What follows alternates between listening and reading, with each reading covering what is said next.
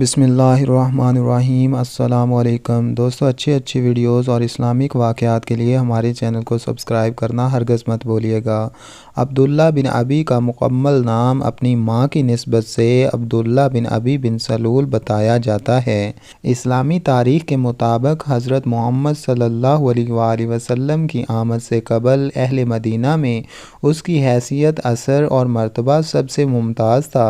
اور ہجرت سے کچھ روز قبل اہل مدینہ کے تمام قبائل نے اسے متفقہ طور پر اپنا سردار مقرر کر لیا تھا،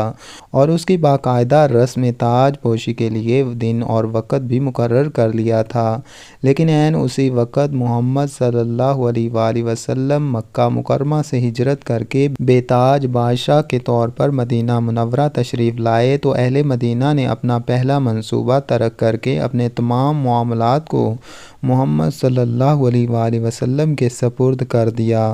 اس صورتحال کی وجہ سے عبداللہ بن ابی کے سینے میں آپ صلی اللہ علیہ وآلہ وسلم سے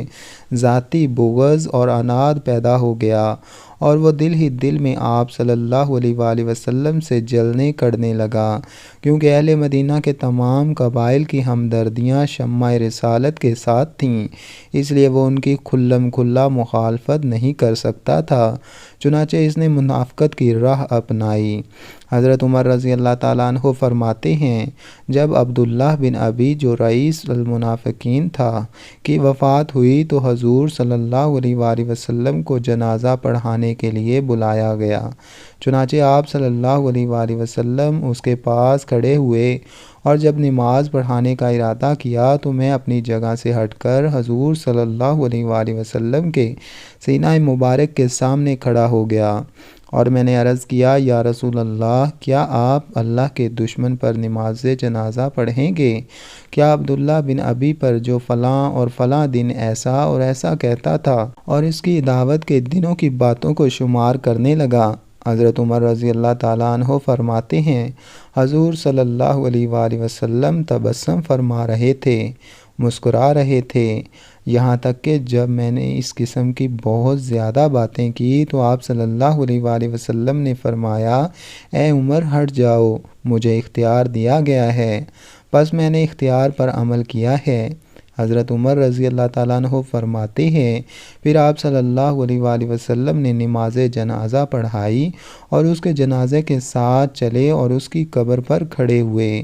یہاں تک کہ اس کے دفن سے فارغ ہوئے۔ حضرت عمر رضی اللہ تعالیٰ عنہ فرماتے ہیں کہ مجھے اپنی اس حرکت پر بڑا تعجب ہوا کہ اللہ اور اس کے رسول زیادہ جانتے ہیں، میں نے یہ جرأت کیوں کی؟ حضرت عمر رضی اللہ تعالیٰ عنہ فرماتے ہیں کہ اللہ کی قسم، ابھی تھوڑی ہی دیر گزری تھی کہ 2 آیتیں نازل ہوئیں، ان میں سے کوئی مر جائے تو اس کے جنازے پر کبھی نماز نہ پڑھیے اور نہ دفن کے لیے اس کی قبر پر کھڑے ہو جائیے، کیونکہ انہوں نے اللہ اور اس کے رسول صلی اللہ علیہ وآلہ وسلم کے ساتھ کفر کیا اور وہ حالت کفر میں ہی مرے ہیں، اور ان کے مال اور اولاد آپ صلی اللہ علیہ وآلہ وسلم کو تعجب میں نہ ڈالیں، اللہ تعالیٰ کو یہی منظور ہے کہ ان کو عذاب دے دنیا میں اور ان کا دم حالت کفر میں ہی نکلے۔ اس کے بعد حضور صلی اللہ علیہ وآلہ وسلم نے کبھی کسی منافق کی نماز جنازہ نہیں پڑھائی۔